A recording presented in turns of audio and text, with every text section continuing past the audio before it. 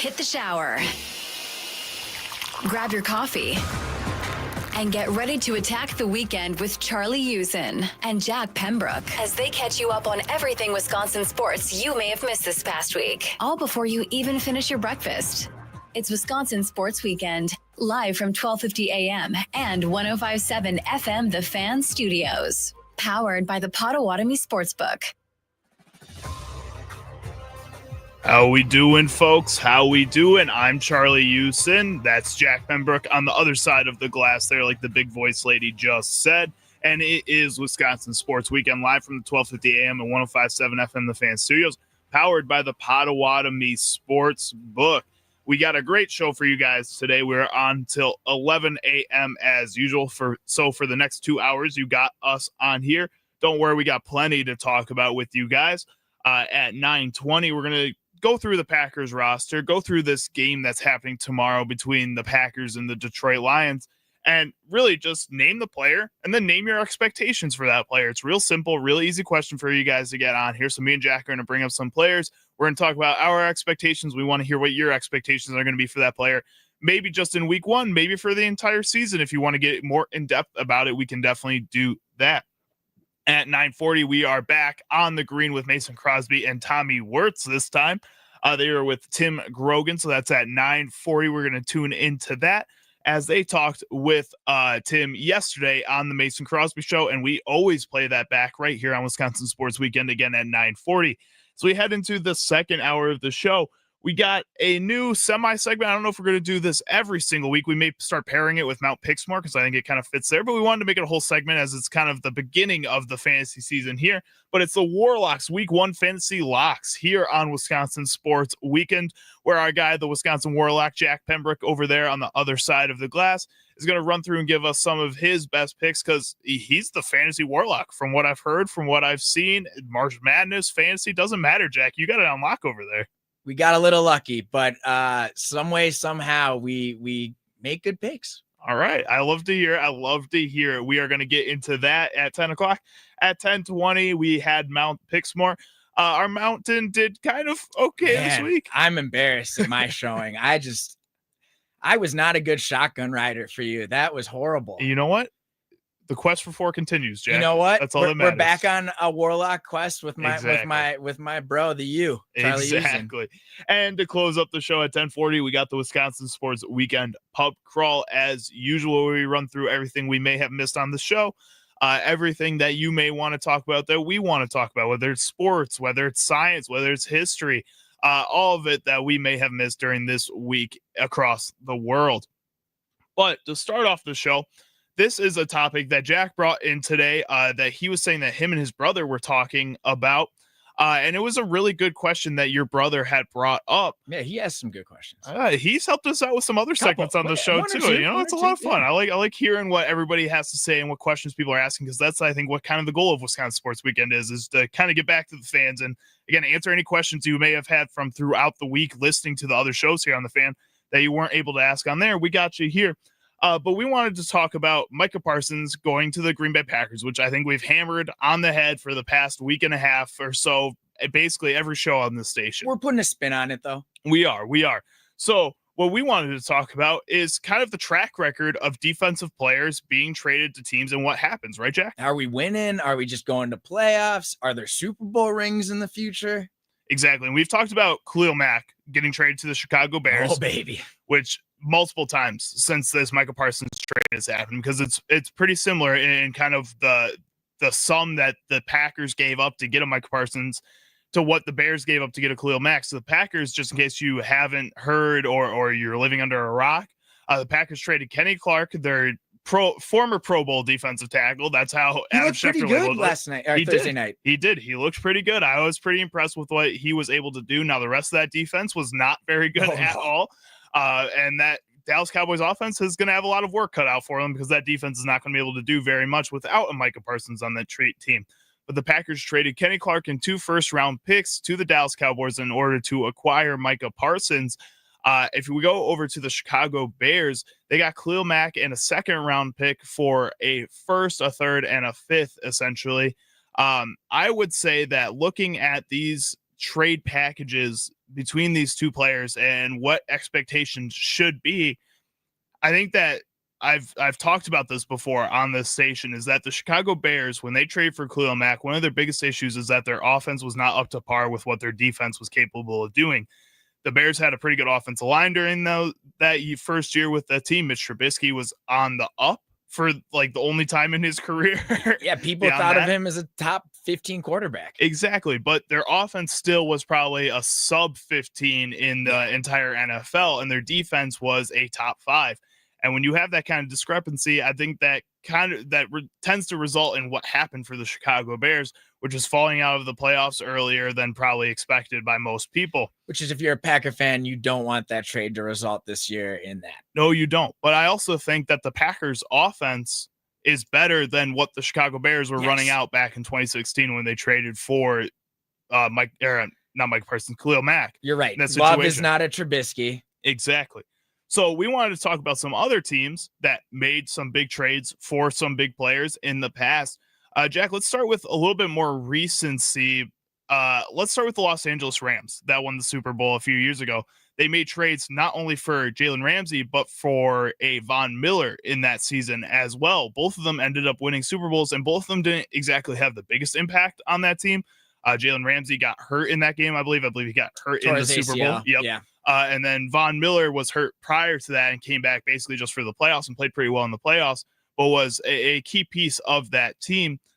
When you look at like those two pieces, do you think that Rams team is equivalent to the Packers team that they're putting out on the field this season? So for the first position I'll say is like apples to oranges is the quarterback position. I don't think, while Jordan Love is a very good quarterback to me, I don't think he has the arm strength of a Matt Stafford. Is Jordan Love a top 10 quarterback in the NFL right now? I could argue top 12, top 13. Okay. Like, he's fringe. He hasn't showed me, and I know other people say this that aren't Packers fans, but he hasn't shown me that when it comes down to our run game's not working, our defense is just barely holding up, he hasn't shown me, like in that Niners playoff game when we just needed him to take over. He hasn't shown me he can take over to win solely on his arm. And that's what elite quarterbacks do. So I would say he's a good quarterback. He's definitely between, you could argue, 15 to 10. Where would you have put Matthew Stafford in that, the 2021 season? Top six quarterbacks. And he's not 6. It's probably top 4. I guess when comparing these two guys, my question then becomes, when Matthew Stafford wasn't winning in Detroit and he still had that arm talent, would you have put him closer to where Jordan Love was then, where you rank Jordan Love? And do you rank him higher in that 2021 season because he's playing with a Sean McVay, because he's playing in an offense that also had a Cooper Kupp that was starting to kind of explode at that point? You said had some other wide receiver, Robert Woods, was playing well for that team during that period. Tyler Higbee, they had one of the best offensive lines in the league with Andrew Whitworth nailing down that left tackle position. I don't know. I just feel like that when we compare these two quarterbacks, you say apples to oranges, but I don't know if it really is apples to oranges. If you were to give that type of talent, that type of coaching staff to a Jordan Love, do you feel like he could be a top 6 quarterback then? I think if he plays within his skill sets, like I think he will this year, to me, they're a top 4 team right now with this trade, now with a healthy defense. And sure, all things being equal with health, I think this is the year where Jordan Love takes the opportunity to show people, hey, I'm a top 10 quarterback. That's a little bit biased as a Packers fan, but I do think now or never, if he's just going to be a Temu Kirk Cousins, that's fine with this defense and this run game. And we've gone out and gotten weapons offensively that I don't think we did in prior years with an Aaron Rodgers or a Brett Favre. We took, the last time was Javon Walker with Brett Favre. We took an elite wide receiver profile and said, hey, we're not doing this defensive drafting thing every first round. Let's go out and get a wide receiver and give our quarterback a weapon. And to me, the difference I want to see this year from last year with him being healthy and being able to step up in the pocket is, can you win games on third downs when we're not able to run against teams with good run defenses? Can you win the 3rd to 5, the 3rd to 7 showdown against defenses which a little bit of that is his health and a lot is how well our line's going to play. And then I want to be able to see, can you throw the deep ball? He was inconsistent last year, and sure, you can say Christian Watson was injured. All these people were banged up, and that's why we had to run the jet sweeps with Jaden Reed and the little cross routes.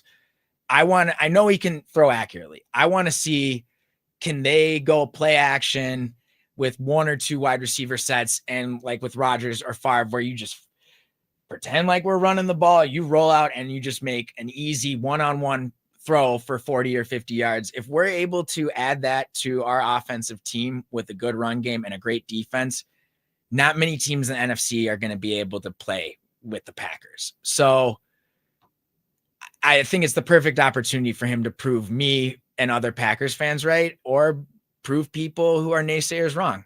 Correct. It is Wisconsin Sports Weekend, live from the 1250 AM and 105.7 FM, the Fan Studios, powered by the Potawatomi Sportsbook. I'm Charlie Uczen, that's Jack Pembroke over there.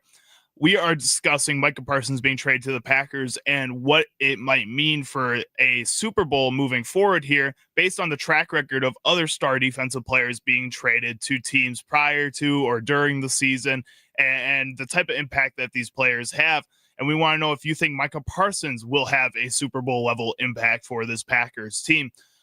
We've also compared it not only to the Khalil Mack trade, and now we've compared it to Jalen Ramsey and Von Miller being traded halfway through the season to this. But a lot of people have also compared this to a Reggie White coming to the Packers, and then getting an opportunity to play with more towards the end of his career at Brett Favre. And then a Charles Woodson coming to the Packers and getting to play with, again, end of era Brett Favre and Aaron Rodgers at that point. This kind of feels like for Jordan Love, that type of move. What kind of impact, based on what you saw from a Brett Favre or an Aaron Rodgers when they were given that type of defensive help, how aggressive do you expect this offense to get moving forward here now that they have a stronger defense? So I'm not saying Love is like Troy Aikman, but the way I kind of look at it is the situation in Dallas where Charles Haley, they went out and they got a Charles Haley from a rival that had beaten them up throughout the 90s in the Niners. And people are like, oh, Charles Haley's a little crazy, and they were able to kind of bring that craziness in on a defense. And that Dallas defense, as much as that offense is praised, that Dallas defense got Troy Aikman over teams he wasn't able to beat. And I think that's the type of move that this defense is going to make for Love this season. I think that people only think defensively, okay, more sacks, we're going to be great against the run. I think it's going to give Jordan Love a lot more time with the ball, our run game a lot more time. Our defense is going to get off the field instead of being on it, so we're going to be healthy and not out of breath. I think it makes us, to me, if Micah Parsons is whom I think Micah Parsons is, we're going to the NFC title game, as long as Love can hand the ball off and be consistent. So let's head over to Pat McAfee, on ESPN, where Dan Orlovsky was on the show yesterday, and they were discussing Matt LaFleur in this offense and how aggressive he expects them to be with the addition of a Micah Parsons, kind of like we were talking about with Charles Haley going to the Dallas Cowboys. No, I think one, it's, the health has got to be a huge part of Jordan. So that's a given thing. But I think I would go to the depth that they have. And I had someone say that Matthew Golden was like a Steve Smith type of a wide receiver. So I'm going, okay, if your perspective of him is he's got a similar playing style, I love that. I still think like Reed is a really good player to me. I just think they've got 5 really good wide receivers. I think they got 2 really good tight ends. I think their offensive line is going to continue to be one of the better offensive lines. So like all the things that a quarterback needs to have to play well, supporting cast he has. LaFleur's play calling and scheme is fantastic. And I think the addition of Micah will make LaFleur even more aggressive throwing the football. My perspective of it is this, Ty, like they didn't throw it a ton last year. I think they were like bottom 5 or bottom 7 in the NFL when it came to, throwing the football usage wise, but they're top 5 or top 6 when it comes to execution wise or efficiency wise. So I'm going, okay, you didn't do it a ton last year, again, injury. I think you'll do it more because the effectiveness of it. And then I just believe Mike is a game wrecker. And so if I'm the offensive coach and I have a guy that I know can wreck the football game and being added to a defense that's good, I'm going, well, let's get more aggressive on offense. Because the one thing I want to do is get that guy to be a pass rusher.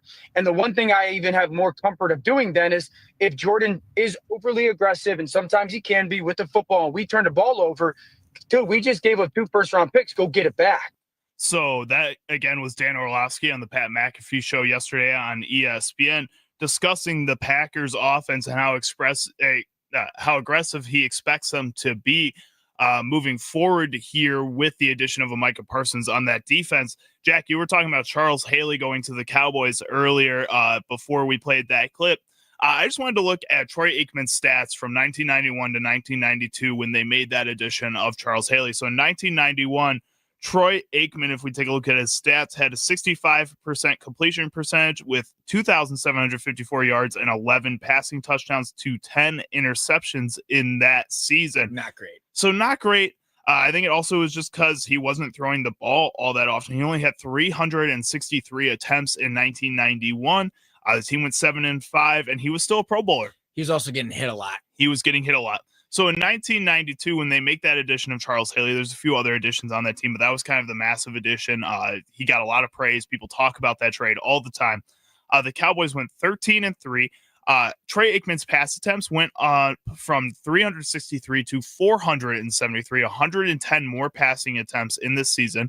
His completion percentage went down to 63.8%, which isn't the worst because he threw for 700 more yards. He had 3,445 yards, 23 touchdowns to 14 interceptions this season. So I think there is a reason to sit here and believe that Jordan Love is going to throw the ball more this season. I think you look at those Cowboys teams and you say, you know what? I think that Troy Aikman, when you have a Michael Irving or when you have a just more help on offense, a Dallas Clark at that tight end, a type of player like they're not Dallas Clark, Charles Haley. Charles Haley. No, at tight end. On the offense side of the ball. You had these types of players that you're playing with here. And you would say that, you know, obviously his passing stats are going to go up because of the fact that you have such a strong and talented offense. At the same time, Emmitt Smith in 1992, and this is the reason I wanted to bring this up too, still had 373 rushing attempts, had 1,700 yards and 18 touchdowns on the ground. I mean, those are numbers I think Josh Jacobs can eclipse, right? I mean, I don't know about eclipse. 1,718 well, maybe touchdowns. Not 18 touchdowns, but I think he can get 1,500 yards this year. I think he could too, but also I think he only does that if Jordan Love doesn't throw the ball 350 times. Enough. Yeah. And I, right now, based on what I'm hearing about this Cowboys team, based on, I guess, recency and the addition of players like this on a defense and how aggressive it does make a team. I think yesterday I was with Steve Sparky Pfeiffer on Wisconsin Sports Daily when he was saying that, you know, this seems kind of crazy to believe that Jordan Love all of a sudden is just going to flip a switch because you add this type of player on defense. But hearing Dan Orlovsky, again, I listened to it yesterday and I was still not sold. Now I hear it again and I'm looking at these stats and just an example of what this team could be in the Dallas Cowboys and what we saw in 1992, that they very much could do that. I think I could see Jordan Love at 3,500 yards and 25 touchdowns, which isn't insane. That's about where he was last season on pace for, with Josh Jacobs also getting 1,500 yards, like you're saying, and 15 touchdowns. We're playing an extra game. It's kind of built in that you're going to play some cream puffs during the season, but I really do think it's going to come down to the offense is going to have more opportunities with the ball because the defense is going to get off the field more. Definitely. And I think that's, again, just kind of the biggest key here for the Green Bay Packers is just making sure that you are controlling the pace of the game. No matter whether it's on offense or it's on defense, it's about making sure that you are consistent and that you are consistently making the other team make mistakes, which is, if you want to compare to another Wisconsin sports team, what the Milwaukee Brewers do so well. Exactly. Which is just capitalize on mistakes. Let other teams make those mistakes and then don't freak out when you are making mistakes later on in the game. I think the Brewers got away from that a little bit here in the past couple of weeks where they kind of got flustered that other teams weren't making mistakes when they were making mistakes. They needed to correct those mistakes really fast. And I think this Packers team can't get into that type of mindset, which is where they were last season, especially at the end of the year, when other teams found out that they could control the pace of the Packers game.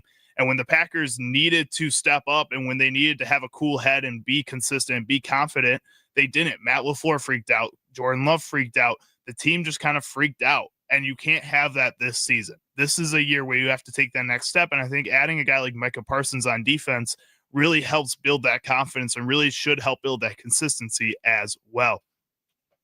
It is Wisconsin Sports Weekend live from the 1250 AM and 105.7 FM The Fan Studios, powered by the Potawatomi Sportsbook. I'm Charlie Uczen. That's Jack Pembroke over there. When we come back, we are going to talk about this Green Bay Packers team facing the Detroit Lions tomorrow afternoon. And we wanted to name the player, and we want you to name your expectations. It is, again, Wisconsin Sports Weekend live from the 1250 AM and 105.7 FM The Fan Studios, powered by the Potawatomi Sportsbook. We'll be right back.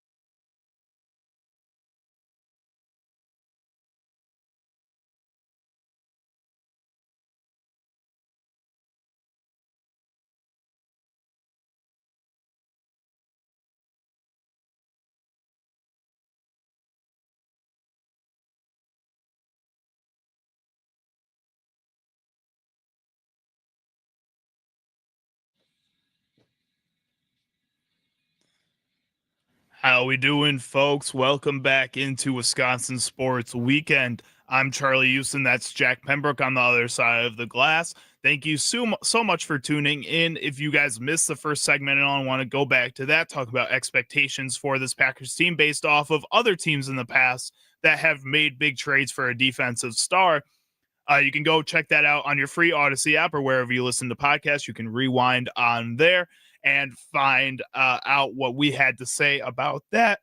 You can also hit us up on YouTube at the Fan Milwaukee over there, just like our guy Joshua did, to start off this next segment.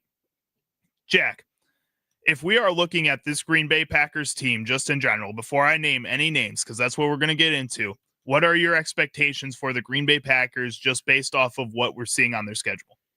Okay, so you and I in the break, actually, because Joshua made a good point, there's only probably two cupcake teams on that schedule that I think are easy wins. But It is a tough schedule. It's a tougher schedule than last year. I think if we get 2-1 in our first 3 games, it makes the road after week 5 bye, which is really crappy timing. It makes the road for us a little bit easier. I think we're more confident as long as we're healthy. I think we're going to surprise a lot of Packer fans, and we're going to be a more complete team. Like you were saying last year, they'd kind of lose their CRAP when people are able to run and control the ball against them and kind of dictate the offense against the Packers. I don't foresee that being a total problem now that we have one of the better defenders on, and we got younger on the front line too, which I think people are forgetting about. I think it's also, it's going to increase our wins by maybe 2 wins. I think, like, you know how a good quarterback will win you 4 or 5 games a season on their arm.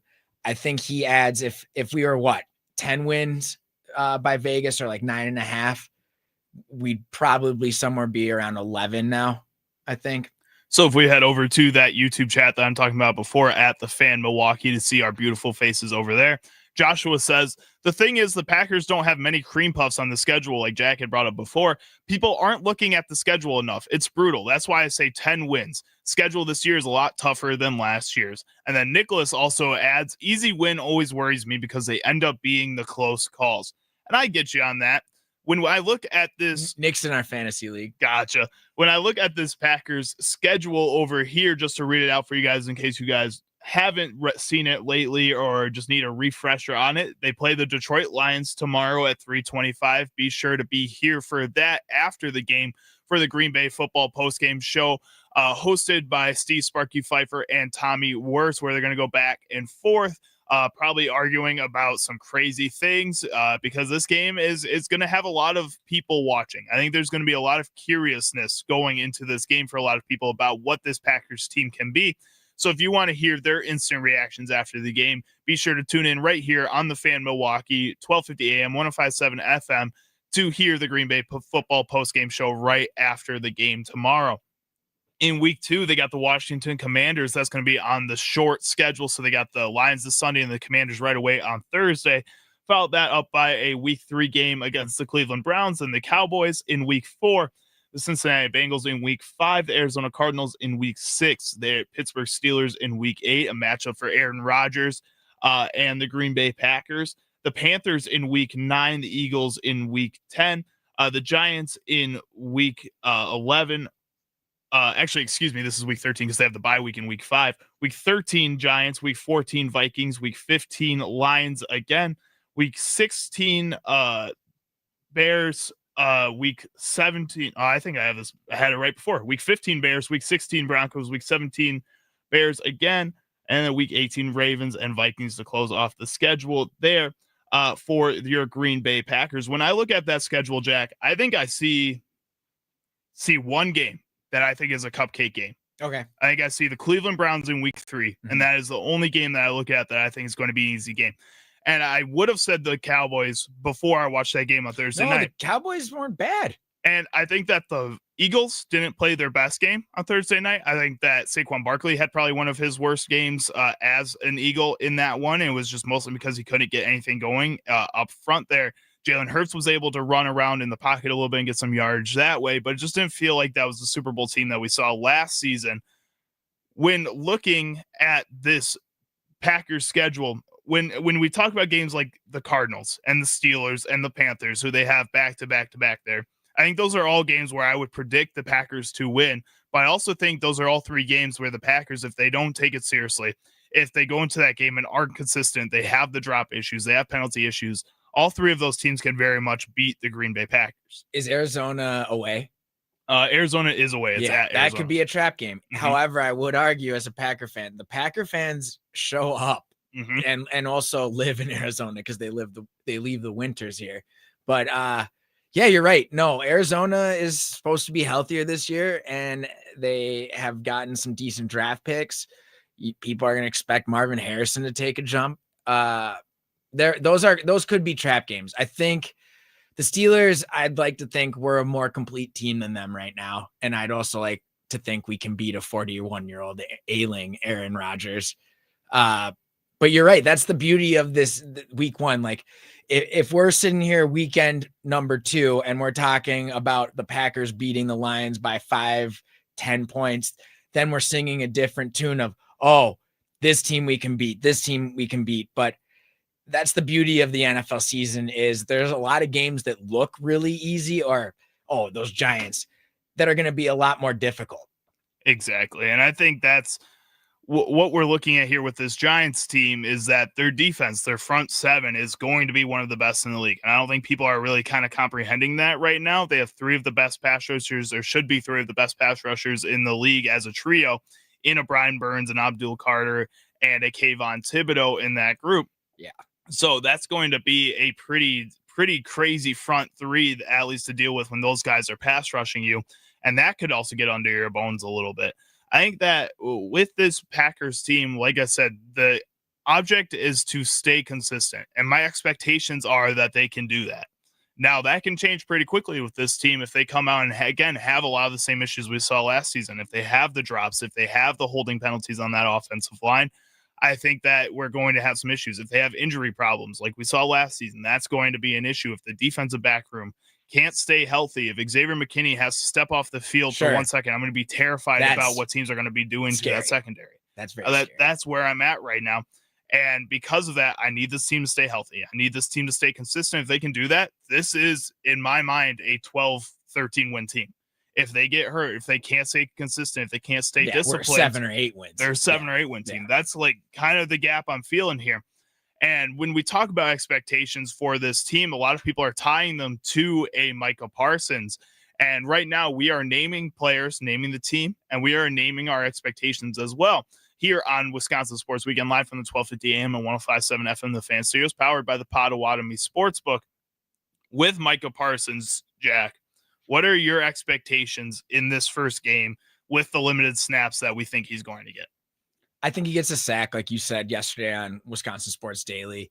I think Jeff Haley is going to not open up the whole defensive playbook for him, but I think you're going to see him tooled into certain, pass rusher. I don't think you'll ever see him really in a 3-point, in the middle of the D-line stance rushing, but I think they're going to move him around. I think they'll put him on the end. I think in some maybe nickel or dime packages, you'll see him as an outside linebacker, as an extra just rusher.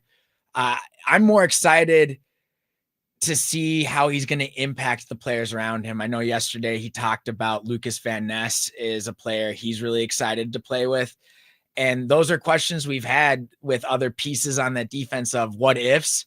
It's like, what now is what's going to happen with Micah making people better around him. And Micah's going to take, double teams and shifts. So I'm excited to see how Lucas Van Ness, Rashawn Gary, the already baby Ray that we call Edgerrin Cooper, who I just, he's my favorite player on that defense. So I think Micah, his impact might not be more than a couple tackles and maybe 1 to 3 pass rushes where he gets a sack or forces a tackle for a loss, which is fine with me. I don't want injury. If you give up 2 first picks and the Ferrari gets crashed in the first week, we are looking at a 7 or 8 win season because I don't really like our other options on the D-line. And I think you made a good point. If that someone from that pass rush like Micah goes out, now you're worried about, okay, is an ex McKinney going to get injured? And if he goes out, then I'm not really excited about a Keyshawn Nixon out there and a Javon Bullard and, newly traded for Nate Hobbs. Exactly. I think when I look at Micah Parsons, I'm with you. I think that what he does is just really, and what Nick says in the chat here, opens it up for everyone else on that field. Rashawn Gary has never had a double-digit sack season in his career. Lucas Van Ness is a former first-round pick that has completely underwhelmed throughout the course of this season. That's the best way to say it. You look at some of these other players, Barron Sorrell, who they drafted this year. You have guys like just Brenton Cox on that defensive line as well, who's going to get opportunities here. All these guys should feed off of Micah Parsons being on the field. I just think that when we look at week 1 here and expectations for him, he's only going to get about 20 snaps, and they're probably going to be in just passing down. So I want to see what those guys can do on their own as well, because there are going to be points where we need to rely on them during the season. I think expectations for this game for a Micah Parsons, and I said this yesterday for my confidence, that he's going to get a sack in this game, no matter what. He's going to come out. He's going to have limited snaps, but in those limited snaps, he's going to make a difference. And you're going to see it on the field, and it's going to be a lot of fun to see for this team. Now it's about what the offense can do with the ball once he makes an impact for this defense. And when we go over to the offensive side of the ball, we've talked about Jordan Love a lot. So I don't really want to talk about Jordan Love, but I want to go to the wide receiver room a little bit and talk about those guys over there. And I want to start with the guy who's the projected wide receiver 1 right now. It's not Matthew Golden, it's Romeo Doubs. I kind of want to see where Romeo Doubs is going to do this season, because Romeo Doubs so far throughout this offseason has had the rumors about him getting traded. He's been around, but it kind of feels like his presence hasn't been felt at all, especially compared to the past few years where people are constantly talking about him. It kind of felt like they went out and got a Matthew Golden, and all of a sudden Romeo Doubs has just disappeared. People are talking about him as a cut candidate, like I said before, a trade candidate. With Romeo Doubs going into this game alone right now, what do you think are your expectations for Romeo Doubs, not just in this game, but for the season as well? I think he could develop into even a sneaky fantasy grab, but I'm hesitant to say, hey, go out and go get him if you're playing that way. But to me, I think in this game, he can give you somewhere between 40 and 50 yards and a chance in the red zone for a catch, for a touchdown. I think he could give us that against the Lions, especially like you said. Everyone and their mother knows about Matthew Golden now. So are we going to see the Detroit Lions key in on Matthew Golden? Is that going to open up opportunities for Romeo Doubs? Which, look, when Romeo Doubs plays within himself, he's a very, very well-tooled wide receiver, and he can run any route tree. I think he's got very good route skills when he's not within his head. I think if we get some early touches to him and some early yardage where he's able to catch and run with it, that's going to give him some confidence. The only thing I'm worried about is he just always seems to get hit at the wrong angle, and he's got a concussion history. So that's what kind of worries me about when people go, oh, it's Romeo Doubs' year. It's Romeo Doubs' year. Sure, I'd love it. I think he's a very talented wide receiver. I just don't see the consistency of not getting injured. I would tend to disagree with you on the fact that I think Romeo Doubs is a good receiver. Okay.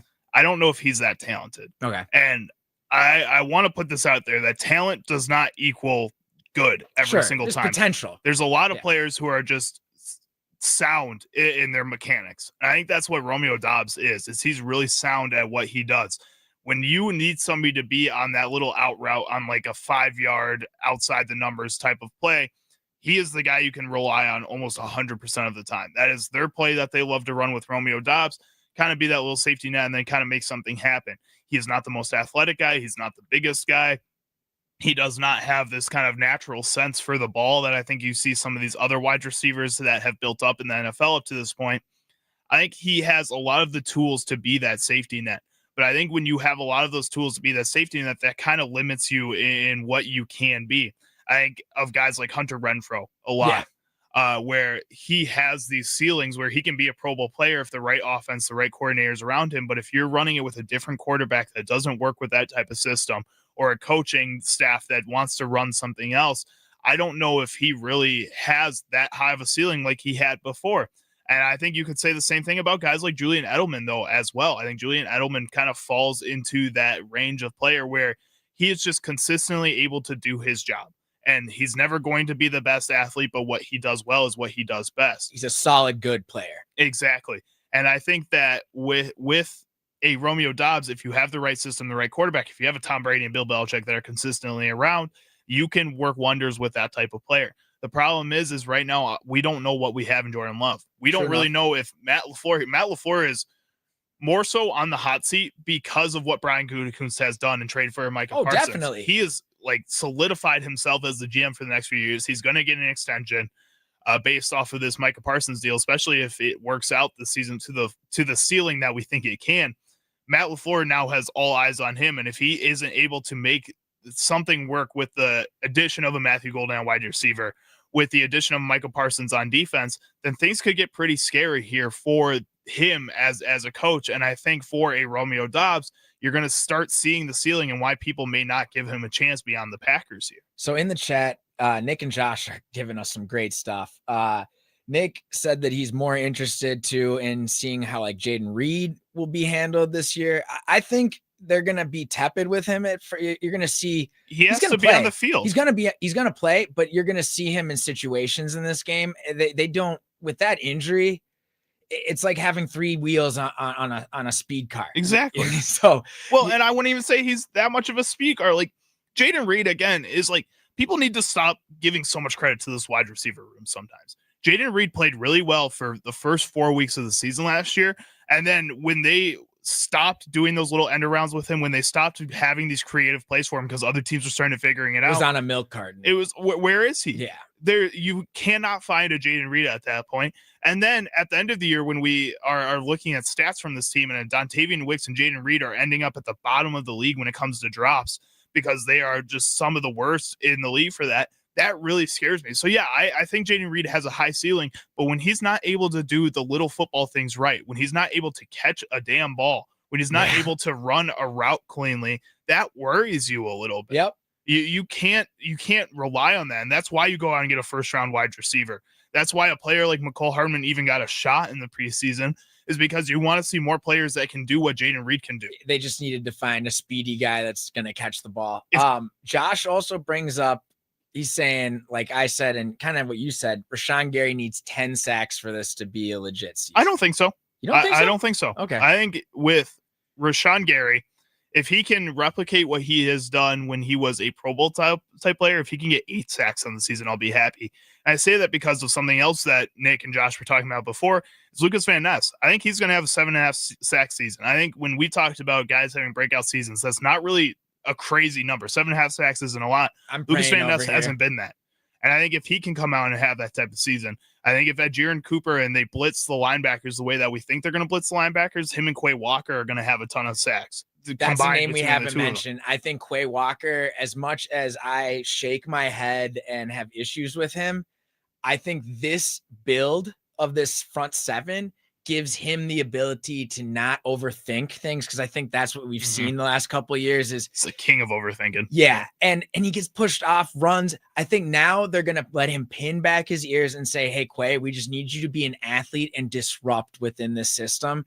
And you might see him have 7 or 8 sacks this season. I don't know about that. Maybe. Well, okay, that's me being a fan. Okay, I'm saying like 3 sacks for him, 3 for Ed. Yeah, you get 6 combined between the two of them. Fair enough. Then you add 12 to 13 sacks from Micah, because I don't expect him to have the craziest season either. Over 11 sacks. Yeah, 12 to 13 is what I'm expecting from Micah Parsons, which is a good season. People don't get mad if he only has 12 to 13 sacks, especially if the rest of this team is giving you the type of production that we're expecting right now.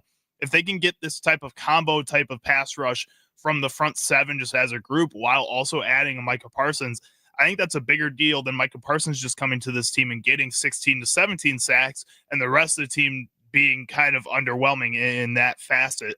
So what I want to see from this defense and what I expect from this defense is a more group type of approach where you do see a Rashawn Gary get 8 sacks instead of 10 sacks, or Lucas Van Ness gets 6 to 7 sacks instead of a breakout 11 to 12 sack season.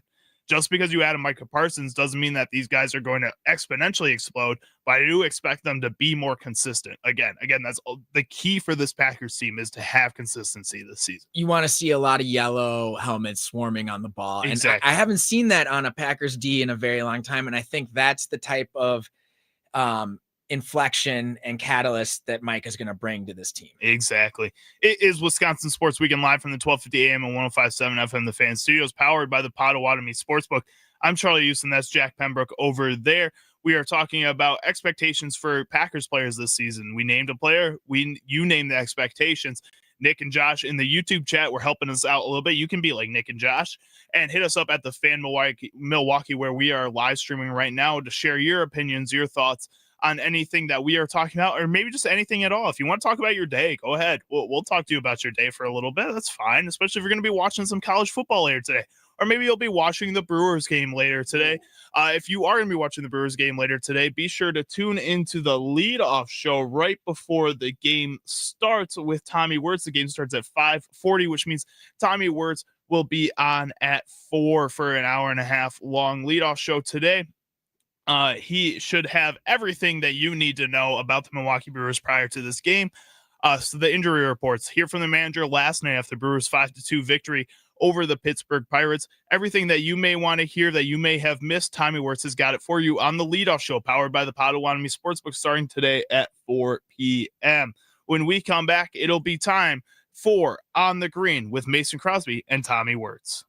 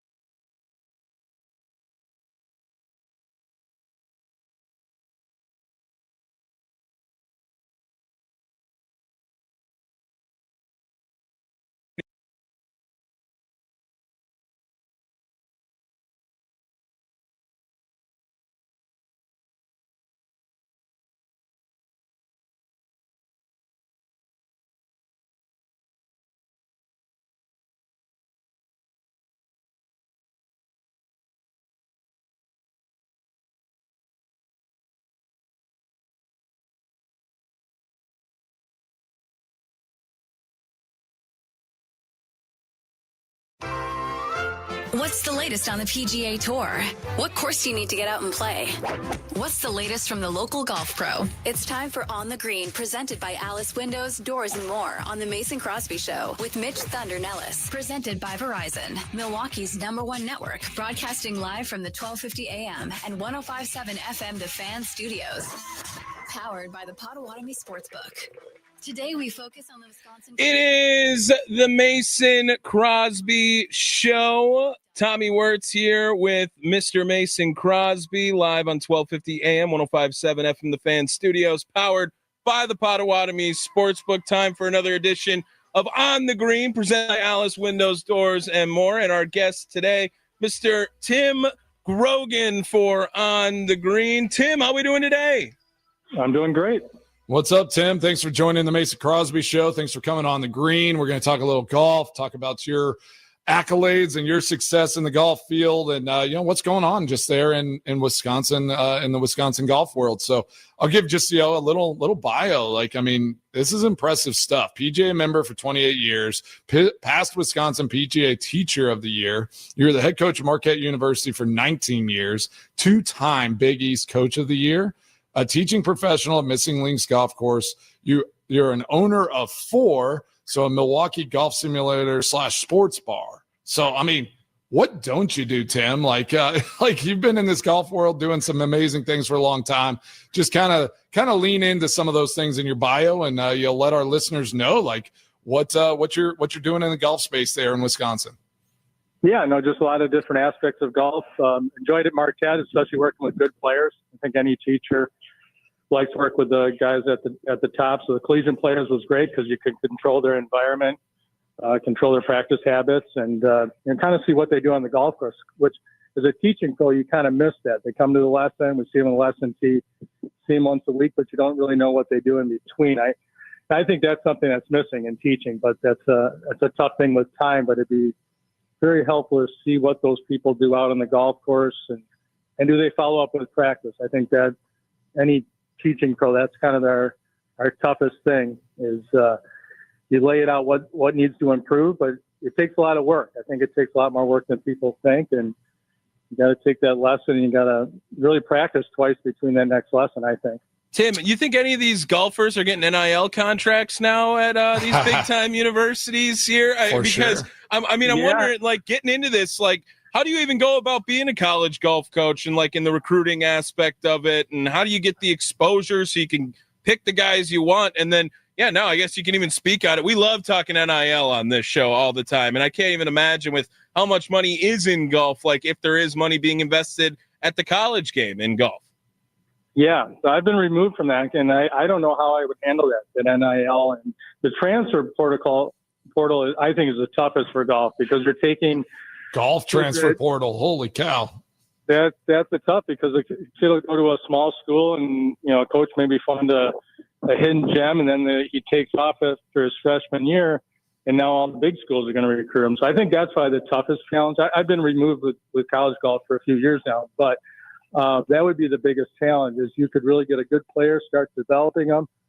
And by his sophomore or junior year, he's going to go to the Alabamas or the Oklahoma States of the world. He's going to transfer to a bigger school. And it's good for that athlete. There's more opportunities for those guys to transfer. But I think that's the biggest challenge. NIL money, from talking to my friends in coaching, it's there, but not at a huge level. Right. At your top 10 programs, those guys that are, have the ability to go to college maybe 2 years and then go to the PGA Tour, yeah, it's happening at a pretty good dollar amount for those guys. But I think your guys at smaller schools, they're getting a little bit more than they used to get, instead of just books and some scholarship. And that's the thing with golf is it's divided up. There's very few full scholarships in golf, unless you're at, a top 20 kid in the whole country. Otherwise, those scholarships at 4.5 or at 5.5 of the whole program, those are all divided up.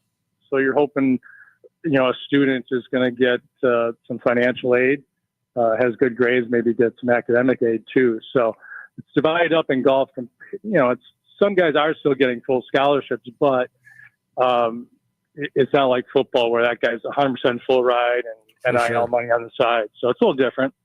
For sure. Tim Grogan joining the show. He's a longtime PGA professional there in the great state of Wisconsin. So tell me who, if you can remember, who was the best player that you coached there at Marquette University? Mike Van Sickle. Okay. You may know Gary Van Sickle was a writer here in town. He actually covered the Packers, and he works with Sports Illustrated. But his son was exceptional. He came to Marquette. Marquette's only, first-team All-American. He was He led the nation in scoring his senior year. So to be, in that classification of top 5, he was in that age group with Ricky Fowler, Keegan Bradley. We saw quite a bit at St. John's because they're in the same conference in the Big East. But he was exceptional. He finished, so he was tied for the lead at State Open couple holes to play, and I think he ended up finishing third in the Wisconsin State Open just a week or two ago. So he is still playing. He almost made it to the tour. He played in tour events and played the Corn Ferry, but never got over the top, and now is a teaching professional in Pennsylvania. Yeah, I'm looking at this now here from Mike. It says he's from PA originally on his men's golf page here on the Marquette website. How do you go about the recruiting with getting someone to come from Pennsylvania to come over to Marquette University? Like, is it I don't know. It can't be the same as, like, you can't have 17 different assistant coaches like in football, right? Going around the country to find the best guys. How does that exposure happen if you're going to be a collegiate golfer, Tim? Yeah, my experience when I was at Marquette was I would recruit Wisconsin first. You're always looking at the top 5 guys there. Two are going to go to Wisconsin. They have ties there. Going to get a couple come Marquette, UW, Green Bay. So I always looked at the top in the state first, and then you always look for a connection. And with Mike Van Sickle, we had a connection. His dad was from Wausau area originally. He was a golf writer. His mom was sports information director also. So we knew when you find a kid that hits all your boxes and lines up perfectly, then you go after him pretty hard because you really want to get him. Whether it's a really good student. He has an interest in Marquette. You can't over recruit. They got to want to, there's got to be some connection to the school they go to. They're going to want to have to go there kind of first, but you kind of push them over the edge and show them what you have opportunity wise, really. Nice, Tim. Yeah. We're talking a lot about your time there as the Marquette head coach. And last question kind of for me on that front, and then we'll dive into some of the other stuff you're doing. But when you were coaching there, obviously the winters in Wisconsin, and you're still playing golf, you're doing all that. Like, would you take the team down to Florida or Arizona? Like, what was training like in the winter there in Wisconsin for your Marquette golf team? Yeah, and it's advanced so much really in the last 5 years. But in the old gym in Marquette, we developed an old wrestling room into a kind of a golf area. It had a synthetic putting green, chipping area, had it netted up, and you just, video was just pretty strong coming on the scene at that time. Simulators weren't where they were now. All these top schools, they have a simulator. Those kids know their numbers. They're tweaking their equipment. They're getting everything really as efficient as possible. So, during the winter, they can work on their technique. They don't have to worry about a score. So those months of, December, January, February, they're really working on their technique and then eager to get out there. And then, we would start traveling sometime in February, whether it was an alumni event or maybe playing just a dual match against a smaller school, or at that time, South Florida was in our conference. So we'd try to go there right away. So smart. You try to start early, and they're going to be rusty, but they can make a lot of corrections in the wintertime. You see these kids now, the technique is so much better than it was 10, 15 years ago. And you're going to see some kids coming who maybe only played simulator golf first and then get into golf. I think that's kind of the next thing we're going to see in developing juniors, those kids at 10, 11 or so. Man, well, that's a great segue, Tim, for what you're into now and like kind of what you're doing as well with the is it called for the golf simulator / sports bar? Is that so something that you're an owner in or a part of? And obviously that you spoke on simulator golf and all of those things. What got you into leaning into that business, and what has that been like for you? Yeah, started that about 14 years ago. Started in 2012. Nice. And we're kind of the first simulator business going. There's so many of them now. We're the first ones in the Milwaukee area. So we put it in downtown. I'm a single owner, so when I say we, I guess I'm talking about me and whoever else. But we were the first kind of doing that in 2012. So downtown would be a good spot for it. And it's just it's grown so much. The technology is so much better. The accuracy is dead on now. I mean, they're within a foot as far as the accuracy. When those first came out, you get some crazy numbers, and I think that turned people off on it. But right now I'm in the process of, the business called For Milwaukee, of relocating here fairly quickly here in the fall to a new location downtown east side here. Very nice. Very nice. So tell us what that, whole environment is like. How many simulators do you have? kind of what can you expect if you come to for Milwaukee for a hangout or bringing the kids? Like what does that look like? Yeah, we have 4 golf simulators, which is a full swing, which that's the same company. If you watch the Tiger Golf League, yep, that's full swing technology right there. Obviously, that's on a huge scale. That's the best of the best of that big screen like that. But it's close to playing real golf as you can get. I mean, it reads it 3 ways. You have sensors on the ground, so there's 2 sensors that read as the ball shoots through. Eon camera above that's measuring what the golf club and the ball are doing. So it's great for people to practice. You can get your readout. You can put it right on your phone and kind of keep your stats of, what you do with your 7-iron, how far your driver's going, what your tendencies are. And people, we do golf leagues too. There's so many different things, whether it's corporate events. It's great for beginners too. You can just go to a spot on the golf course and show the situation, and you can use it as a teaching tool also, which we didn't do at first, but you can create any situation that you'd have on the golf course. We're here with Tim Grogan, former Marquette golf head coach, as well as owner now of For Milwaukee there. Mason, sorry, I didn't want to interrupt you. No, you're good. Good reset there, Tommy. Yeah, I was just thinking too, so do you do any teaching at the For Milwaukee, or I also saw that, are you still currently a teaching professional there at Missing Links Golf Club? And kind of a secondary question, that we want to ask all of our PGA professionals when they come on is what's kind of your teaching strategy, and what is the first thing when you get somebody there in a lesson situation that you're going to look at and then try to help them with to improve their game? Yeah. First question. Yeah, I do teaching more in the wintertime with the simulators. When it's outside, I do individual lessons up at Missing Links. But as far as, philosophy is right away.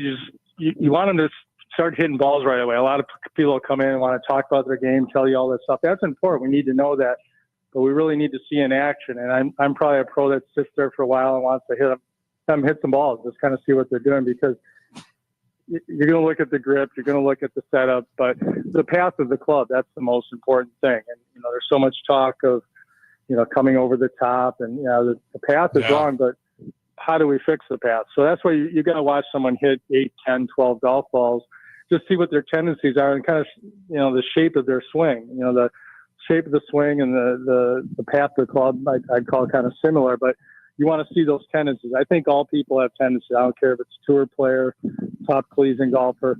They all kind of go back to their poor tendency, poor habit, and try to identify that and really minimize that. But the strongest thing I see is the path of the club. And then we've got to work through, why is the path of the club doing that? Is it something that's drastically wrong in that grip or your setup? Or in the toughest part of the swing, or is it happening in the transition, which, most people, their path is coming from the outside. They're coming over the top, bad sequencing. Usually it's the upper body's working first, usually the shoulders or the hands are going first. It's pushing that outside. And that's why we see so many people fade the ball or slice the ball or hit it right for your right-handed golfers. So trying to, just identify that first, and then go from there and then have that person understand, why is it happening? Because I'm not going to be on the golf course. I think that's the big thing in teaching, is you've got to teach that person how to own their swing and teach themselves when they're out there. When things go haywire, they're the only one out there. So if you can give them that information, that's being a pretty good teacher, I think. Instead of telling them how much you know or whatever, it's what can you get that guy to know when he's out there on the 15th hole and the game's gone haywire. That's right. You got to own your swing, and you got to do it. You'll be able to adjust whenever you're out there on the course. So Tim Grogan, a PGA member for 28 years, past former head coach of Marquette University. Check him out. Go to For Milwaukee any time of the year. But, if you're needing a little check-in on that game, you can check him out there, or, give him a call. He'll go give you a lesson out there at Missing Links. Maybe I'll pay for Tommy to have a lesson, lesson or two. Good athletes. Better than getting a free one from you, from what I've heard, at least. Yeah, yeah. Don't ask Molly. My wife will not let me give her any golf instructions. But Tim, really appreciate you jumping on, and good luck with the rest of the summer, the rest of the golf season, and keep crushing it there at 4 Milwaukee. Yeah, thanks for having me. There he is, Tim Grogan of 4 Milwaukee. That is On the Green with Mason Crosby and Tommy Wirtz. You can hear that every Friday on the Mason Crosby Show at 9:40, and then again here on Wisconsin Sports Weekend at 9:40 once again.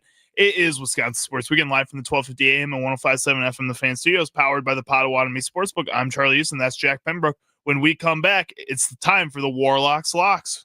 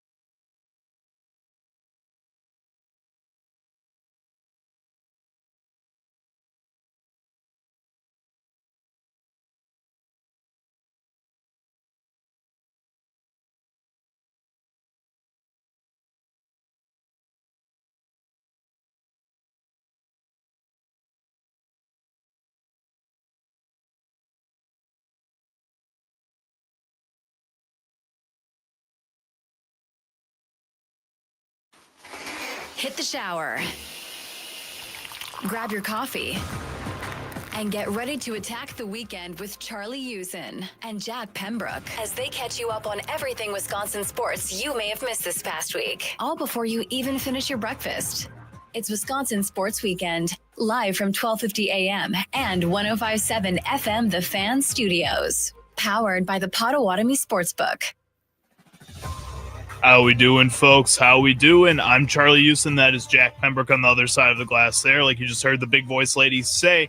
And we are Wisconsin Sports Weekend, live from the 12:50 a.m. and 105.7 FM The Fan Studios, powered by the Potawatomi Sportsbook. This is the second hour of Wisconsin Sports Weekend, so if you missed the first hour of the show, feel free to go back on your free Odyssey app, rewind on there. You can catch up on everything we talked about in the first hour, where we discussed the Packers and expectations for players, for the team in general moving forward this year, especially after trading for Micah Parsons, and maybe Super Bowl expectations with a trade like that based off of other trades and what history has to say about all of this. And then at 9:40, we had On the Green with the Mason Crosby Show, a great conversation with Tim Grogan of For Milwaukee. Go back, listen to that. Again, you can hear that every Friday and Saturday at 9:40 on the Mason Crosby Show and here on Wisconsin Sports Weekend. As we get into the second hour of the show here, I wanted to start a little bit of a new segment, something that I think we're going to, moving forward, probably combine with Mount Pixmore, because I think they work together really well. I think it does. I think the Warlocks' place on the mountain, his throne on the mountain, should be filled over there, so we can do that. But today, because we have a little bit of a, bigger deal with week one of the NFL season coming here, we wanted to start Warlocks Locks as we get into week one of the fantasy football season here. Jack over there will give you some of his top picks, because as I've learned with working with Jack over the past year or so, is this man knows fantasy sports. This man knows March Madness. If I need any help with anything that's involving picking players, I'll get you second teams, place in the league next year. He'll get me second place in the league next year. We got it there. But Jack is one of the top guys I know when talking about fantasy sports here at the station. So I wanted to pick his brain a little bit about some fantasy football over there. Jack, just personally on your teams, how many teams, first of all, do you have this year? My dad's going to be so mad when I admit this. I am in 4 fantasy leagues. Okay. Two are for work. So one's the WSSP Memorial League. I know you got an invite, but maybe you'll do it next year. I turned it down. Yeah. I'm in too many. I could not pay attention to that many. I already had to auto draft one of them, which I felt disgusting about. So we'll get into that. But 4. I'm in one with you. Which is kind of a friends, family, college buddies, disc golf buddies league. One of our listeners, Nick Einecker, is in it, who's been riding into us. That's a pretty competitive 12-man. In the 12-man in WSSP, in a smaller 10-man league with guys that are Packer and Bears fans, and one Steelers fan, but that doesn't matter. And then I'm just in another one that is just people I know from Brady Street. All right. With those 4 leagues, were there 1 to 2 players that you were hoping to, in this situation, draft consistently in that? Yeah, I wanted to get guys like Chase Brown. It's my brother calling in. Wanted to get guys like Chase Brown, Jahmyr Gibbs. Matthew Golden was an easy steal in the mid rounds. So really excited that I was able to get him. I'm looking at kind of one of my really good teams called Giant Killers. If you don't get the metaphor, my name is Jack. I like Matthew Golden. I like Ashton Genty. I'm waiting to see how Calvin Ridley can he prove me right? But let's go to the phone lines. There's a special caller calling in. A very special guest. This is Patrick Pembroke over there. He said he is related to you, Jack. Yes. How is he related to you? He is my younger, taller brother. All right. Patrick, you said you had a question for fantasy over here for the Wisconsin Warlock. What do you got, my man? For the Wisconsin Warlock, also known as Big Brother, Little Brother Jack. I made the mistake of drafting some of the Eagles because I'm just outside of Philly. He's married to an Eagles fan. Yeah, unfortunately, I love her, but the Eagles are terrible. And it's really unfortunate that they're as good as they are right now. But the question is, how should I be thinking about their receivers after a terrible performance week 1? And is it too soon to freak out about AJ Brown? Or how should I be thinking about Smith as well? I always felt like they were drafted a bit early, both those receivers, just because they're kind of a run first team, and then we'll use our wide receivers when we need to. I think it's a bit early to freak out if you got AJ Brown on your team. I think Devonta Smith is only going to ever be a wide receiver 3 or a flex deep into the season. I think AJ Brown will have games where he's going to have 100+ yards and 2 touchdowns. So I think you hold on to AJ Brown, and obviously Devonta's probably only going to be a waiver wire or a tough week where you just need to add or plug someone in.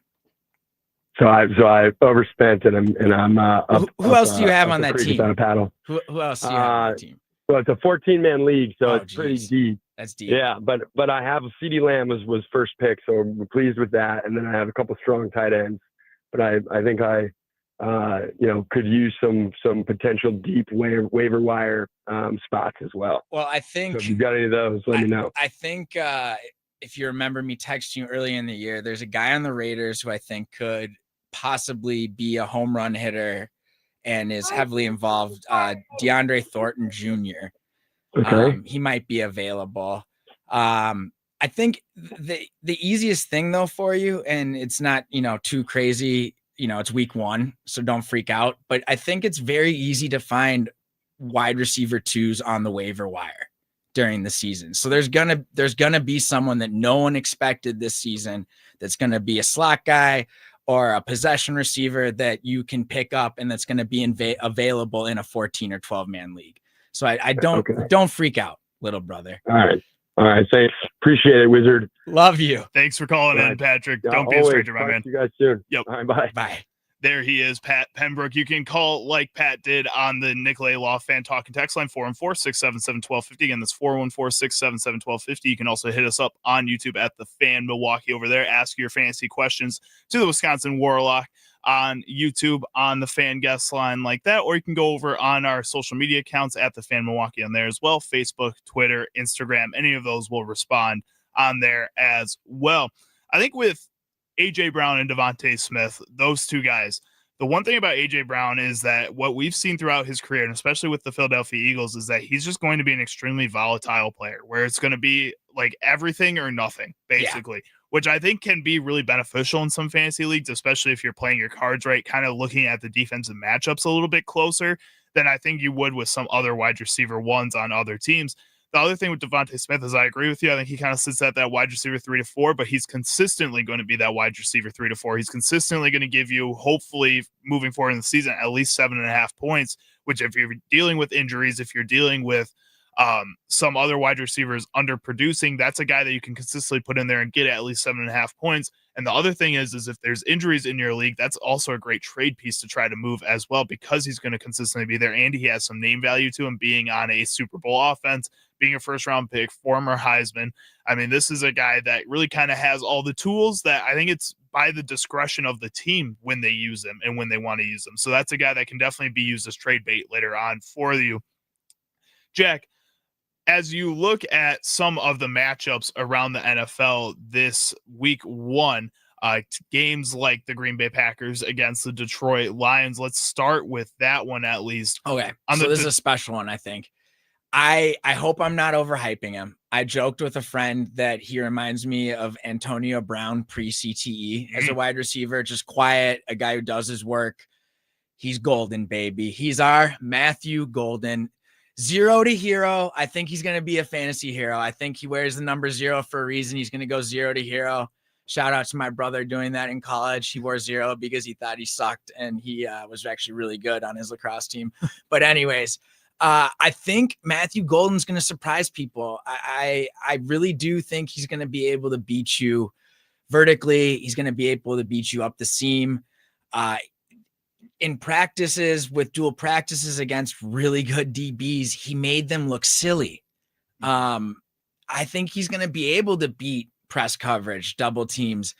I think he's smart enough to sit down in the zones. The thing that makes me most excited was seeing how against Keyshawn Nixon and some of even Xavier McKinney, he's able to control his body for passes that aren't on target, which has been a problem for the Packers. So I think he gets fed early and often in this Detroit Lions game if they want to have a chance of balancing the offense and keeping, 9 to 10 guys out of the box away from Josh Jacobs. But I think Matthew Golden could be a sneaky flex play.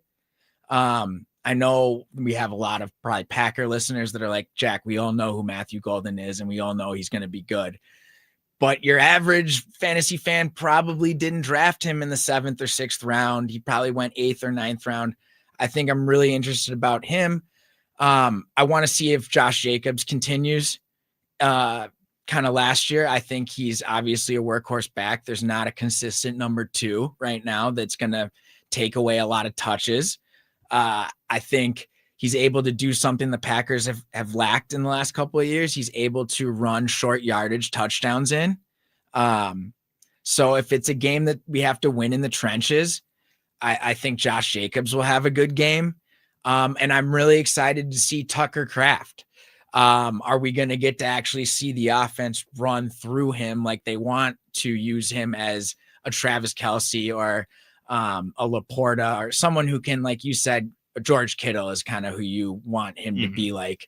I don't want him to be like, I think he is like him. I think you're right. And I want him to, I want you to be right. And I want him to, that player correlation to be correct, because if he can block, like I think he can block, and how he's already proven he's an athletic catcher. If we're going to focus more on him, I love that for this offense, because it really means my fantasy teams will be looking pretty smart at tight end and wide receiver. And I just feel like those 3 guys can feast in a good offense like this. On the other side of the ball, I have Jahmyr Gibbs in a lot of leagues, took him with a first pick. So with Jahmyr Gibbs and how much we expect the Detroit Lions to kind of lean on him this season with a new offensive coordinator, what are your expectations then for David Montgomery, the Knuckles side of that Sonic and Knuckles duo? That's a beautiful question, and Charlie. Based off what we've seen with that duo the past couple seasons, it's been pretty even. You get the David Montgomery kind of red zone touches, but this year kind of feels like it's going to be more Jahmyr Gibbs. What's going to happen? So they've even come out and said, hey, Jahmyr is going to be in the slot on passes if David Montgomery's in, but we're going to run through the offense early and often through Jahmyr, which they didn't do last year. It was a lot of mix and match. Where you did see early downs where David was given short yardage and touches. I think this year, I don't think he's a bad David Montgomery isn't a bad pick. He's a good handcuff, because they're still going to utilize him. They're going to utilize him. Like you said, there's going to be times where even if they're both on the field, they're going to give him red zone touches. So I don't think he's a bad pickup to have as a 4th or 5th running back. But I think this is kind of, if you like Jahmyr Gibbs, this is the year you've been waiting for, because they are just, it's like a video game numbers is what I'm hoping for, and why I took him, in a lot of my leagues. Definitely. I understand that. And then just last up here, as we go through the NFL slate, a lot of great games that we should be seeing in week 1 here. What are 1 to 2 names that you think people should be keeping an eye on and maybe have to pick up right away after week 1? Okay. I'll go quarterback and running back. All right. A quarterback, I think if you were late in your picks and you didn't get a guy you really love, I think Trevor Lawrence, this first game, at least for maybe a flex or a stream, you could pick him up, and he's historically played really well against the Panthers. I think he looks healthy. He looks physical. He maybe put on about 20 pounds. I think he has a really good performance. If you're in a PPR league, he probably puts 19, 20 points up for you, which is a bit over than his expectations. But I think he could prove to be, if their offense and their run game's a little bit better than it's been, I think he could have a really good season with definitely some of the weapons they have in Brian Thomas Jr. And I'm interested to see how the Colorado Buffalo and Heisman winner fares as, a dual threat. I took him in my dynasty league, so we'll see what happens. I think you're smart to do that. And then I'll go running back, who's a man, the myth, the legend. This man slams revolving doors. He speaks in Braille. He can drown a musky fish. His name is Ja'Cory Krosky Merritt, and he plays for the Washington Commanders. And if you are smart, he goes by Bill, right? Yeah, Big Bill. Big Bill. So I love Bill. Bill. I think he's someone in some of my leagues I got late, and people are like, oh, that's a steal. 7th round pick. He looks like he could really mess some people up in the pass game and the run game. So he's someone I'm excited for. All right, there you have it. That is the Warlocks Week 1 locks. As we move forward here, we're going to toss it in with Mount Pixmore. We're going to have the Warlocks locks to close out that segment for each week of the NFL season here.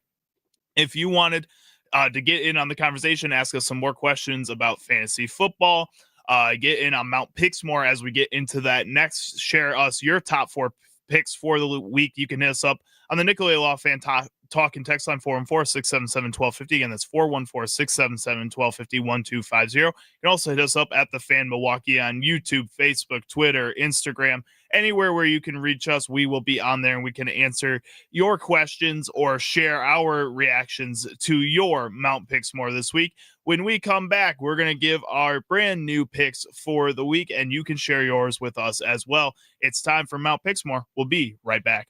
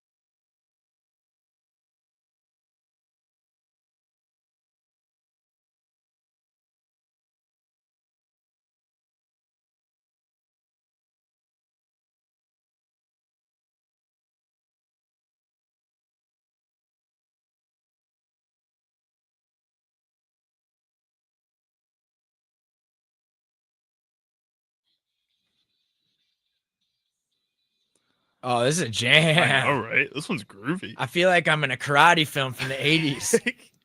Kung Fu fighting over there, Jack.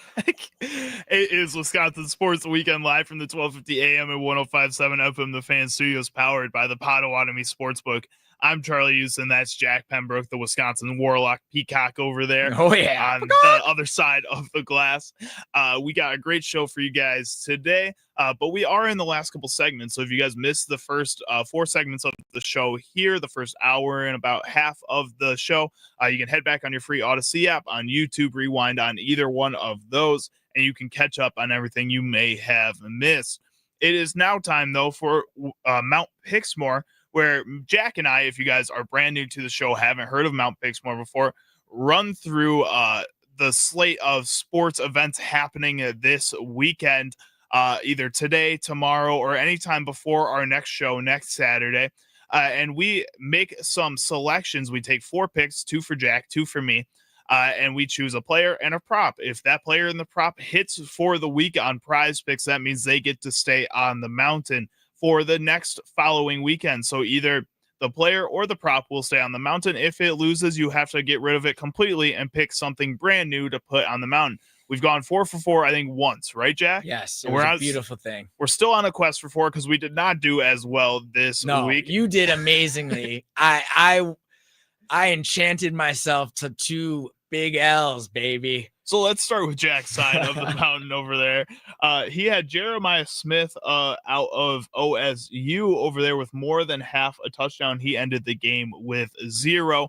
That was just a really tough, hard-fought game between Texas and OSU. In that one, you got Arch Manning kind of disappointing a lot of people. I didn't think he was as bad as a lot of people are making it out to seem. I didn't think he was good by any means either, but I also think there was a lot of points in that game where his wide receivers weren't giving him help. But because the offenses were constantly just kind of going out there and not really getting anything done, the defenses were on the field a lot, which means Jeremiah Smith didn't really get an opportunity to score a touchdown. His second pick of the week was Dak Prescott with more than 7.5 rushing yards, which I thought was a pretty good one. Yeah, we're never picking Dak again for anything. He's off permanently until double secret probation is over. He's off of Mount Pixmore. Well, I think kind of the biggest problem with that as well too is because they ran the ball so well with 3 different running backs throughout this game, and I think that kind of holds back Dak Prescott in Dallas a little bit, especially when you're playing such a strong defense like Philadelphia. I think later on we may see more rushing attempts from him, but I wouldn't probably count on him to be doing that in anymore. I thought 7.5 was a pretty low number though for him to at least get like. I thought it was reachable, like one little rush out of the pocket where he could get 7 or 8 yards. On my side of the mountain, I had Patrick Mahomes last night with more than 235 passing yards, which I thought was pretty low for Mahomes on there. He ended the game with 258 in that one. Pretty solid number. I was pretty, sure that one was going to be a hit with that. And then the other one I had was Carson Beck for my favorite team, Miami, with more than 1.5 passing touchdowns. He ended that game with 2. Miami took down Notre Dame and looked pretty good doing it too. I was pretty impressed. The Canes, the U might be back. I might have to call that every year, and then they end up losing to Georgia Tech in the middle of the season. Every year they lose to Georgia Tech in the middle of the season, and then everything goes downhill from there. And then everybody's sad, and it's all just sad. So you know what? I'm not getting my hopes up this year, Jack. You're not sold until I see them beat Georgia Tech. I'm not getting my hopes up. Fair enough. As we go through this week's mountain, Jack had 2 brand new picks. Jack, what'd you have on your side of the mountain? Okay, so this week on my side of the mountain, we are going with Drake May. All right. Little known quarterback from New England. I want him to get over 218.5 passing yards. So we're going more instead of less. And what are you seeing with Las Vegas's defense that is making you say that in this situation? I guess Drake May, I'm not that I don't believe in him, but also I guess just looking at Vegas and the way their offense, I think is going to be pretty good. I don't think they're going to be a big play type of offense, but they're going to be a dink and dunk where it's going to control the game. I just feel like Drake May is not going to have a lot of opportunities with New England in order to get the ball out, especially with a weaker wide receiver group. I guess Stephon Diggs is there, but I don't really believe I think he's going to dump a lot to Travion Henderson. Okay. And I think last year Vegas was maybe like 16 to 18 in passing. Mm-hmm. So like they're not great against the pass, but they're not bad. Okay. I don't know. I have a feeling Drake May might have a good year. Yeah, I got good. I'm a true patriot. Okay. All right. And the last one here, I think, is a pretty easy one that you got on your mountain. Oh yeah. So surprise, because I'm so sad at the abysmal performance of me last week. We are taking Lamar is literally a smiley face with money for eyes. Lamar Jackson, 0.5 passing yards. So unless he catches the Black Plague or some type of other disease, I think he's going to get over 0.5 passing yards. It's going to be so funny. No, for some reason, don't even put that devil on me. I think that one's going to be a pretty easy one again, unless something crazy happens, which is possible. It's happened in the past. I'm here first. Knock on wood. Exactly. But I am sorry. I don't think you got the Sparky curse though, so no, I think you'll be okay. I don't. If we head over to my side of the mountain here, I went up a little bit wild. I was feeling good. Jack needed a free win, so he put Lamar Jackson on there. I'm feeling like I'm feeling good. You're a gambler now. I'm a gambler now. What can I say? Old time gambler. On my side of the mountain, to replace Patrick Mahomes, I'm going with somebody who's like basically Patrick Mahomes, right? Yeah. Spencer Rattler in New Orleans. Like that's going to be the team's basically the same, right? It's all the same. If we were in a upside down universe, sure. Yeah, sure. Upside down universe. Spencer Rattler with more than 192.5 passing yards for New Orleans as they take on Arizona. I just don't think Arizona's defense is very strong either. I think that New Orleans with their run game, they do have a pretty strong stable in that backfield. At the same time, I just feel like that with Alvin Kamara, you have to throw the ball to him, kind of like what you were saying with Drake May before. Yeah. And then also Chris Olave, you got to find some kind of threat for him to be able to make something happen on the field for sure there. So Spencer Rattler with more than 192.5 passing yards doesn't seem that unrealistic in my eyes. Now, this one seems a little more unrealistic to me. Again, going from one of my favorite teams to another one of my favorite teams, let's go with Wisconsin, as Danny O'Neal is getting the start as Billy Edwards Jr. is still injured after that tough hit he took last week in that game. Danny O'Neal is going to step up and be the starting quarterback against Middle Tennessee for Wisconsin. I have him with more than 216.5 passing yards.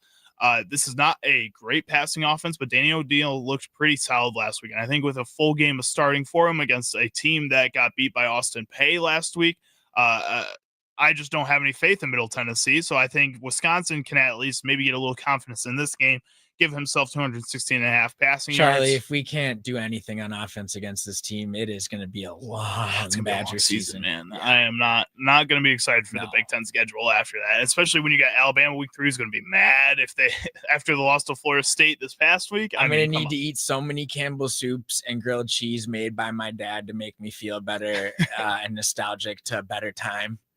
It's sad. That's understandable. I get that. I bet that he makes some good grilled cheese. Oh, he does. That's right. He used to tell me Kings fought over them. All right. I believe that. Yeah, that makes a calendar year sense, Exactly.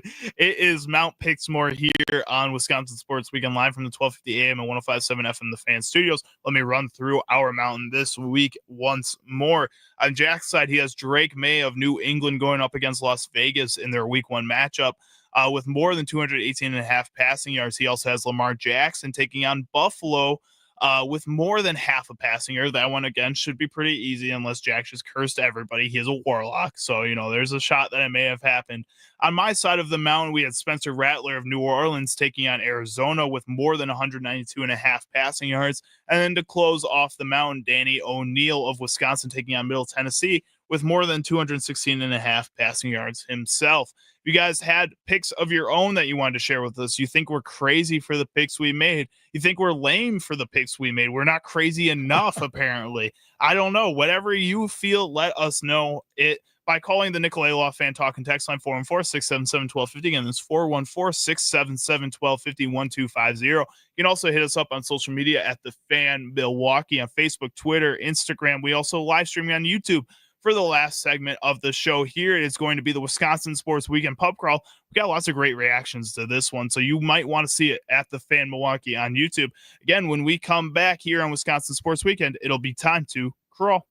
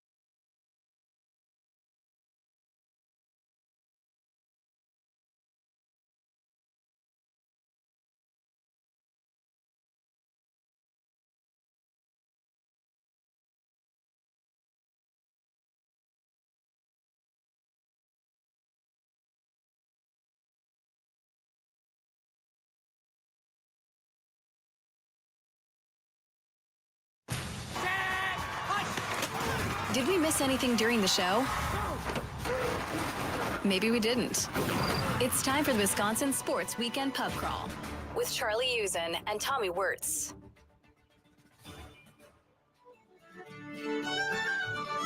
You know what that music means. It is time for the Wisconsin Sports Weekend Pub Crawl here on Wisconsin Sports Weekend. I'm Charlie Uczen. That's Jack Pembroke on the other side of the glass there.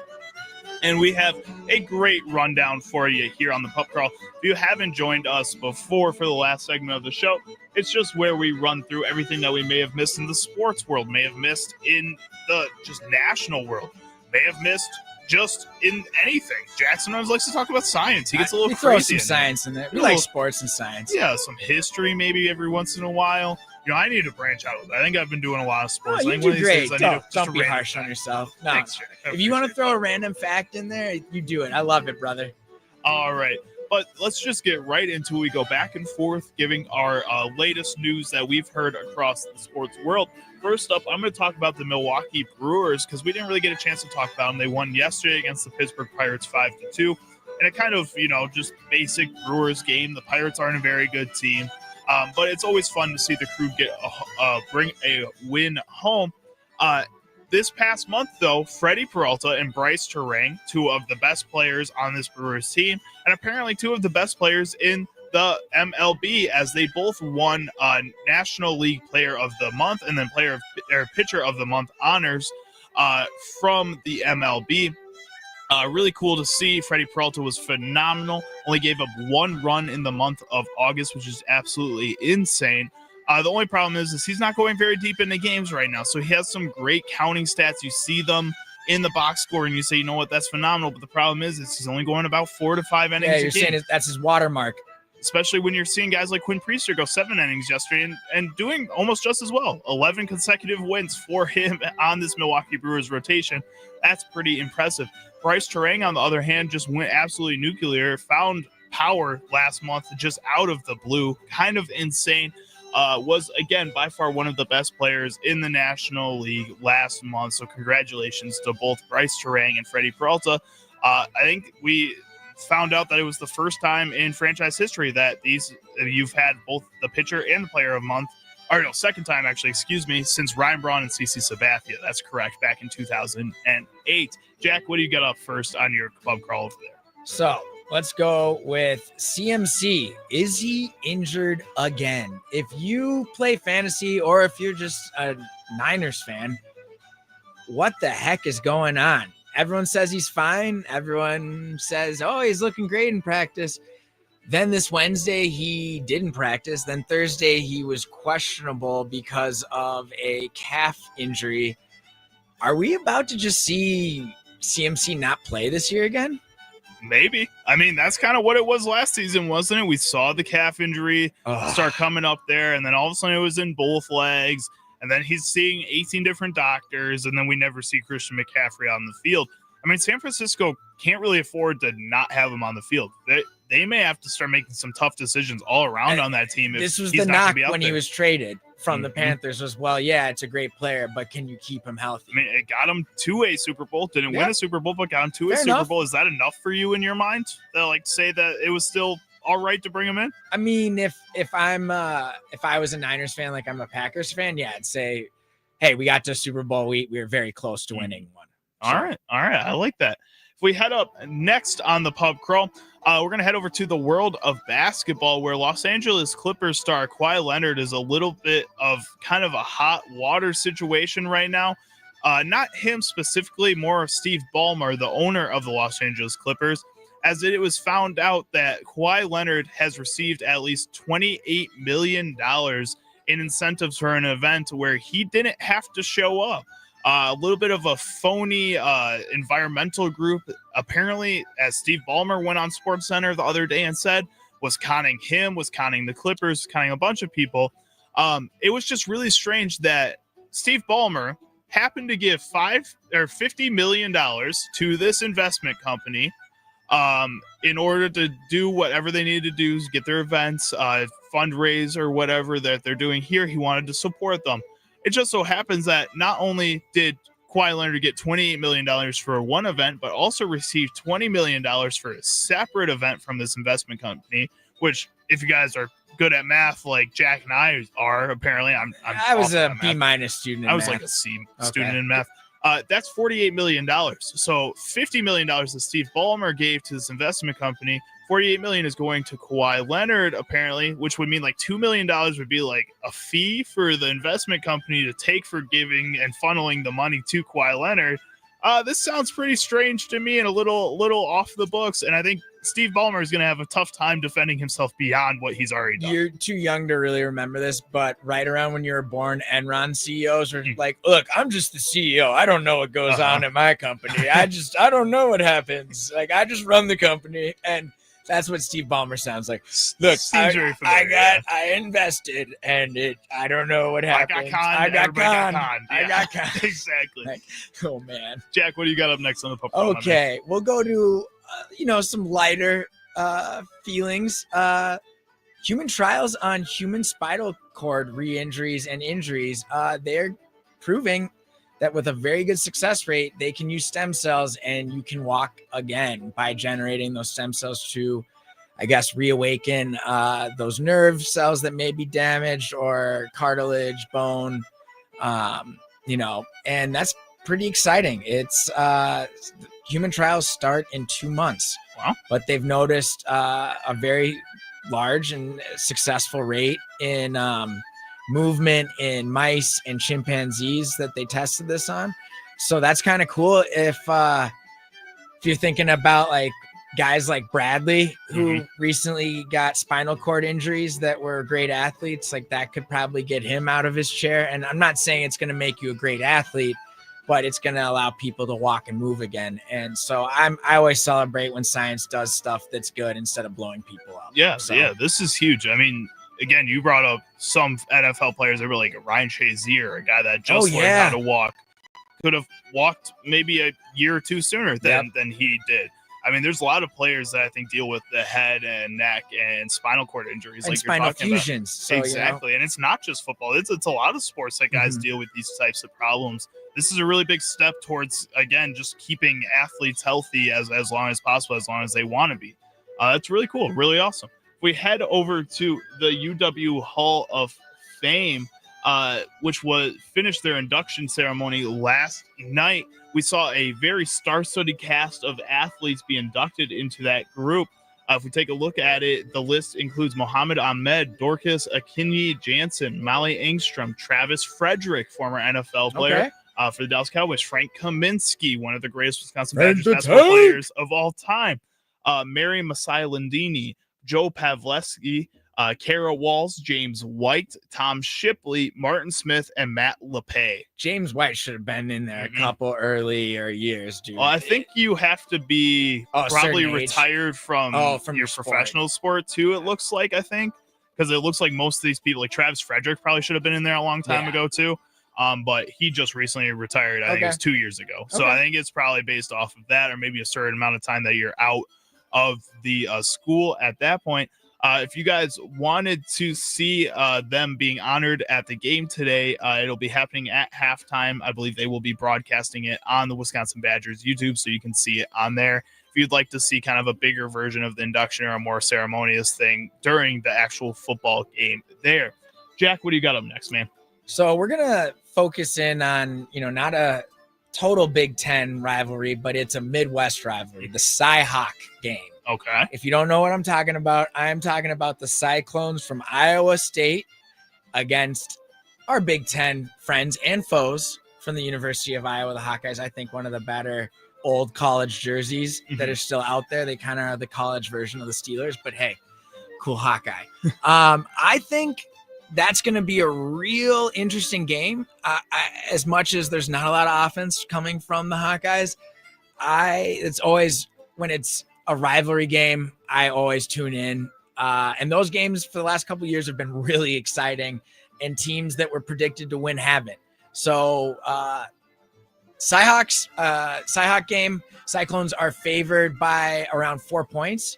So I would say I think the Cyclones win that game, but I'm kind of intrigued. That's a game I'm going to be watching. I think Iowa's going to do their best to ruin the Cyclones' early season hopes. All right, we will see. I mean, rivalry games usually mean more. No matter if one team's unranked, one team is ranked. I think usually both teams take that as seriously as possible. So I think it's really just anybody's game anytime you have And a game. they're fighting over a cool trophy that's like a shoe, an alcoholic jug, someone's fat pig from the fair. It's awesome. That's what we tune in for. It's awesome. You gotta love the Midwest and yes, Big 10, Big 12 football. It's God's great. country, baby. Exactly. The good land.